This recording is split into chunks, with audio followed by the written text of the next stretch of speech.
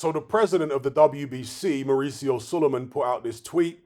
As you can see, it says, "Very proud to announce a sensational fight which the WBC has approved to sanction for the interim light heavyweight championship. Benavidez versus Gvozdyk.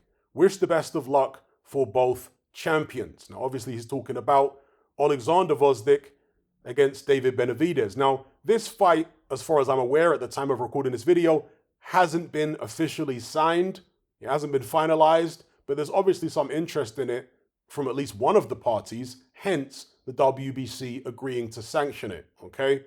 Now, obviously, Gvozdyk was out of the ring for a couple years following his loss to Artur Beterbiev. He was WBC champion going in. Beterbiev had one or two other belts. And that was actually a rematch because they'd fought each other in the amateurs. Beterbiev beat him.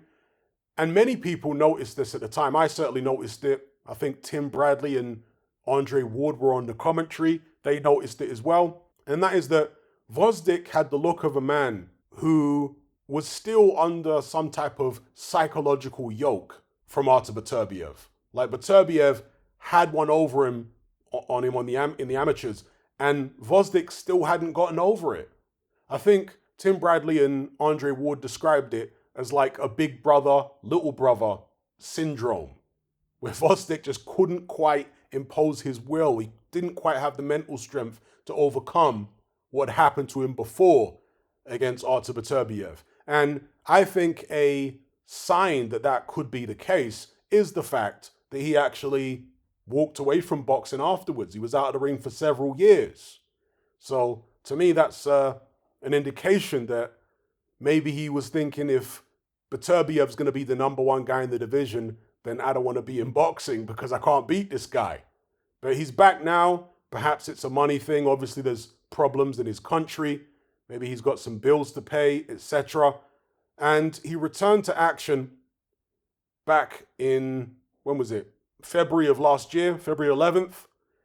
He scored a 6-round UD. In that instance, that was up, well, he came in 184 pounds. That was nearly up in the cruiserweight division. Then he was back down to his weight of 175, where he stopped Ricards Bolotniks. I saw that fight. That was a good stoppage win he had in 6 rounds. And in his last fight, he fought a guy called Isaac Rodriguez, who he stopped in 2. So his form since he's been back has been pretty good. Not that the opposition has been amazing, but the likes of Bolotniks, he's a solid guy. But Oleksandr Gvozdyk deal with him without any issue. So he's, relatively fresh at the age of 36. He's only had 21 pro bouts. Obviously, extensive amateur background, but he has had that rest. Going in against David Benavidez, if the fight gets made, I think it's an interesting one. A lot of people have accused David Benavidez of being a weight bully, of being like a decent-sized light heavyweight, bullying these small guys at 168. Well, he wouldn't have that advantage over Oleksandr Gvozdyk, who is a career 175-pounder, and at 6'2", 75-inch reach, he's pretty much the same size as David Benavidez. And Oleksandr Gvozdyk can punch 16 KOs out of his 20 career wins as a professional.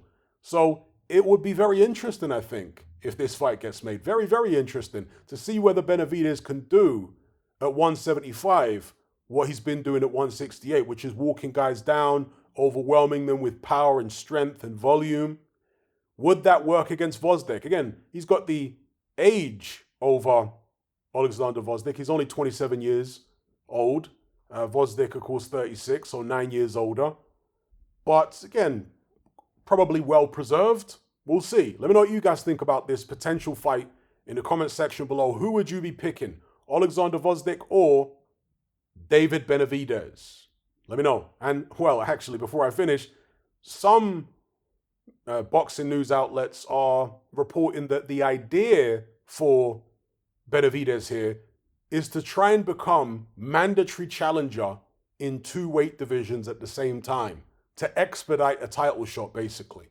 Because if he beats Gvozdyk, if the fight happens and he were to beat Gvozdyk, he would then be mandatory with the WBC at 175. Currently, the champion is Artur Beterbiev, but we'll see. That might change in June when Beterbiev fights Dmitry Bivol. But whoever the champion is, if Benavidez beats Gvozdyk, they'll have to face him. So, yeah, that will give him a title shot, or it should give him a title shot sooner rather than later. But then again, it's very possible that the loser of the undisputed fight at 175 between Artur Beterbiev and Bivol may trigger a rematch. They might have a rematch clause in the contract, in which case Benavidez will be waiting ages for his title shot at 175 as well. But at least he'll be expanding his options, because they might not trigger a rematch clause, right? It's possible. And of course, he'll be building his resume still. And the most important thing is he'll be having more of the public on his side to apply pressure to either the champions at 175 or continue applying pressure to Canelo Alvarez. And, you know, this interim thing, they should just strip Canelo Alvarez outright, the WBC. And in fact, what are the other sanctioning bodies doing? I know they've got their own mandatories and all that type of stuff, but where is Benavidez with the other sanctioning bodies? You know, maybe I'll cover that in a separate video. But certainly the WBC need to just strip Canelo Alvarez outright and allow Benavidez to fight somebody for the full title. Simple as that. So that's my take on it. Give me your take in the comment section below. And before I go, I want to give a shout out to all the new subscribers to my Patreon page. I cover loads of different topics in my weekly podcast, as you can see on screen right now, from current events to deep dives down the rabbit hole and everything in between. I'm really enjoying the feedback and the discussions we've been having on there lately. So if you'd like to join the conversation, just click the link in the description box below. Are you sick and tired of the mainstream mindset? Does the dogmatic conformity and pathological ignorance have you tearing your hair out in frustration? Then don't be alone. Come and join our brotherhood on Patreon. We stand as a beacon of reason against an army of insanity. You'll gain access to my weekly topical podcast, where we take more deep dives than Jacques Cousteau on an endless variety of subjects. There's also videos, interviews, live Q&As, as well as a vast back catalogue of previous episodes, including my popular Confessions of a Nightclub Bouncer series. You can listen via the Patreon app or download in high-quality MP3. Connect with myself and hundreds of other members in our Element chat group. There's no contract, no commitment, you can cancel at any time, and it's cheaper than a Mickey D's McMuffin. Just head to my Patreon page via the link below this video and select the tier called the Brotherhood of Reason. I'll see you over there.